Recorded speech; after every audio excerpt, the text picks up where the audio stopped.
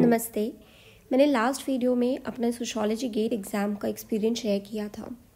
मेरे पास कुछ basic queries आई जिनको एड्रेस करते हुए मैं ये वीडियो बना रही हूँ। जो सबसे ज़्यादा सवाल पूछा गया वो ये था कि हम साइंस बैकग्राउंड के हैं, क्या हम गेट एग्ज़ाम जो नेक्स्ट ईयर होगा उसमें अपीयर हो सकते हैं। तो आंसर इज़ येस, आप बिल्कुल हो सकते हैं और इसमें कोई एज लिमिट भी नहीं है। अगर कोई कॉमर्स का है और वो सोशियोलॉजी पढ़ना चाहता है और उसके इंटरसेक्शन पे काम करना चाहता है तो वो बिल्कुल कर सकता है। इनफैक्ट गेट और नेट का डिफरेंस भी यही है। गेट से आपको जो एंट्री मिलती है वो मिलती है IITs वगैरह में, IITs, NITs, IIITs, और इनके नाम में ही टेक्नोलॉजी लगा हुआ है। तो यहाँ पे जो रिसर्च होती है सोशल साइंस में, उसका मोटिव ये होता है to work at the intersection of technology and society, technology and social sciences. तो जैसे फॉर एग्जांपल इकोनॉमिक्स और साइकोलॉजी के इंटरसेक्शन पे अगर काम होगा तो कंज्यूमर बिहेवियर हम पढ़ सकते हैं। ऐसे ही साइकोलॉजी और सोशोलॉजी के इंटरसेक्शन पे जो काम होता है वो हम सोशल साइकोलॉजी में पढ़ते हैं। तो बहुत सारी मल्टीडिसिप्लिनरी स्टडीज़ कर सकते हैं अगर आप साइंस बैकग्राउंड से हैं। अगर आप साइकोलॉजी में देना चाहते हैं, इकोनॉमिक्स में देना चाहते हैं, सोशोलॉजी में देना चाहते हैं, बिल्कुल दे सकते हैं। और गेट और नेट एग्ज़ाम का एक और जो डिफरेंस है वो ये है कि नेट एग्ज़ाम से जिन इंस्टीट्यूट्स में आपको PhD करने के लिए या आप रिक्रूट होंगे तो वहाँ पर आप प्योर सोशोलॉजी में काम करेंगे, प्योर साइकोलॉजी में काम करेंगे।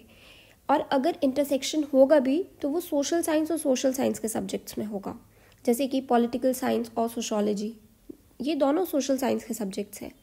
अगर आप गेट के थ्रू IITs में एडमिशन लेते हैं और PhD करते हैं तो काफ़ी सारे सब्जेक्ट्स होते हैं, जैसे वाटर रिसोर्स इंजीनियरिंग, उसके एलिजिबिलिटी में लिखा होता है कि अगर आप सोशोलॉजी के स्टूडेंट हैं या एग्रीकल्चर के स्टूडेंट हैं तो भी आप PhD कर सकते हैं वाटर रिसोर्स इंजीनियरिंग में। तो इसका मेन ऑब्जेक्टिव ही ये है कि हम इन स्टडीज़ को मल्टीडिसिप्लिनरी बनाएं, हम इनको डिफरेंट पर्सपेक्टिव से पढ़ें, ना कि सिर्फ इंजीनियरिंग के पर्सपेक्टिव से पढ़ें पर एक ह्यूमैनिस्टिक पर्सपेक्टिव भी ऐड करें। और जो तीसरा सवाल था वो एग्ज़ाम पैटर्न को लेके था। सोशोलॉजी का जो कोड है वो है XHC6। इसमें 3 पार्ट्स आते हैं, general aptitude, reasoning and comprehension और सब्जेक्ट का। सब्जेक्ट का जो पार्ट है वो 60 मार्क्स का होता है, रीजनिंग एंड कॉम्प्रिहेंशन 25 मार्क्स का और जनरल एप्टीट्यूड 15 मार्क्स का। इस बार जो पेपर आया था उसका जो ब्रेकअप है वो मैंने यहाँ दे रखा है।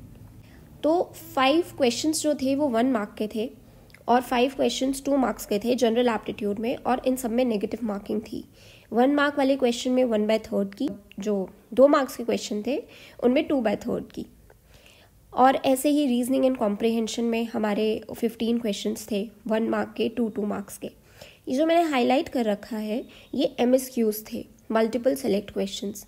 इन्हीं की बात कर रही थी मैं कल कि ये थोड़ा प्रैक्टिस डिमांड करते हैं कि हम इनमें अच्छा स्कोर कर सकें। यहाँ पे कोई नेगेटिव मार्किंग नहीं है, पर अगर आपको अच्छे मार्क्स स्कोर करने हैं, अब देख सकते हैं टोटल नंबर ऑफ क्वेश्चंस में 25 क्वेश्चंस जो थे वो MSQs थे और 40 क्वेश्चंस MCQs थे। जितने भी MCQs थे उनमें नेगेटिव मार्किंग थी 1/3 की या 2/3 की, डिपेंडिंग कितने मार्क्स का वो क्वेश्चन है। तो 58 मार्क्स के MCQs आए थे, 42 मार्क्स के MSQs आए थे। और ये वाला पार्ट है जिसकी हमें प्रैक्टिस चाहिए। बात यह है कि क्योंकि सोशोलॉजी में पहली बार गेट आया तो कोई ऐसा स्टडी मटेरियल अवेलेबल नहीं है जहां हम ये प्रैक्टिस कर सकते हैं। इस साल आ जाएगा मटेरियल क्योंकि अगले साल भी फिर ये पेपर होगा। तो इन मीन टाइम हम क्या कर सकते हैं कि हम अपने कंसेप्ट्स को क्लियर कर सकते हैं।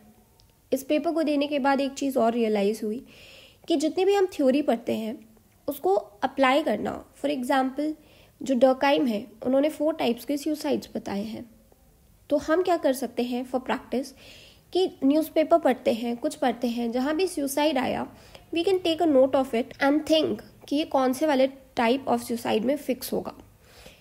ऐसे ही डिसीजन मेकिंग होती है, टाइप्स ऑफ अथॉरिटी होती है, इन सब में हम डिफरेंट टाइप्स पढ़ते हैं, डिफरेंट पैटर्न्स पढ़ते हैं उन सबको हम अप्लाई करना सीख सकते हैं जब तक हमारे पास कोई मटेरियल नहीं आ जाता। और ये जो क्वेश्चन पेपर है ये तो है ही हमारा, जिस पे हम अपनी प्रैक्टिस और अपने एनालिसिस को बेस कर सकते हैं। सब्जेक्ट में हमारी 8 यूनिट्स रहती हैं। सोशियोलॉजिकल थ्योरी, इसमें हम सब थिंकर्स के बारे में पढ़ते हैं, जो भी इम्पोर्टेंट थिंकर्स हैं, और ये काफ़ी इम्पोर्टेंट हमारी यूनिट बनती है। इनफैक्ट ये ही सबसे टाइम टेकिंग यूनिट है और it is more like a foundation.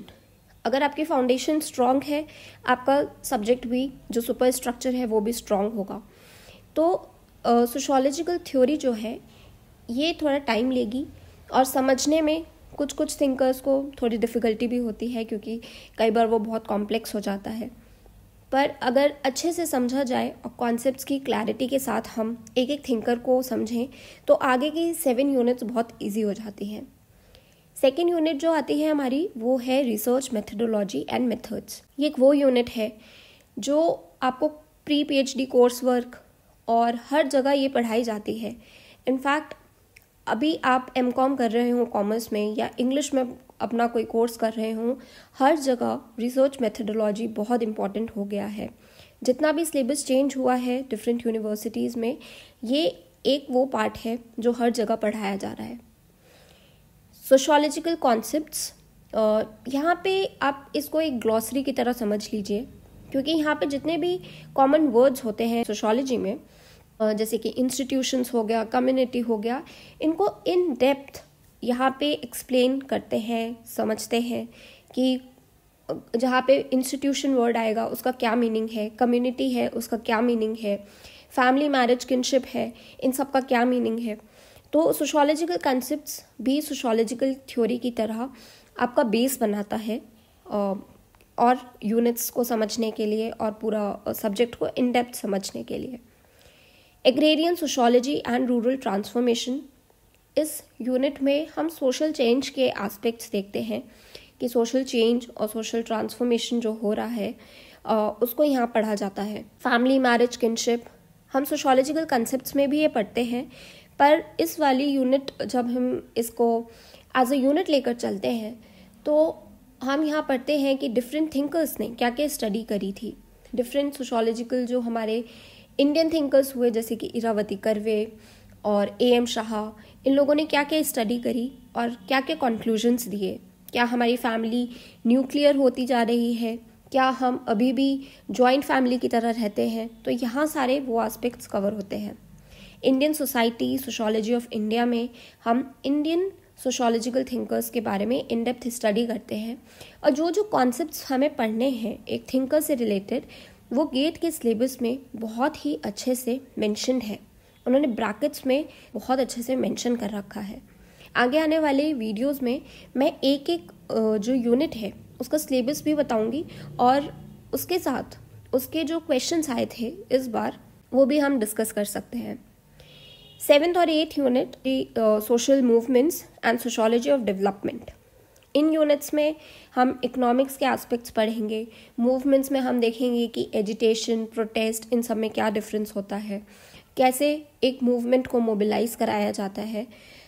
तो ओवरऑल सोशियोलॉजी काफ़ी इंटरेस्टिंग एक सब्जेक्ट है और हम इसको अपने डे टू डे लाइफ में अप्लाई भी कर सकते हैं, इसलिए थोड़ा कॉम्प्रिहेंड करने के लिए भी इजी होता है। इस वीडियो के लिए इतना ही। नेक्स्ट वीडियो में हम सोशियोलॉजिकल थ्योरी से स्टार्ट करेंगे। Unit by unit we will discuss कि क्या क्या टॉपिक्स पढ़ने रहते हैं, कैसे हम उनको कवर कर सकते हैं।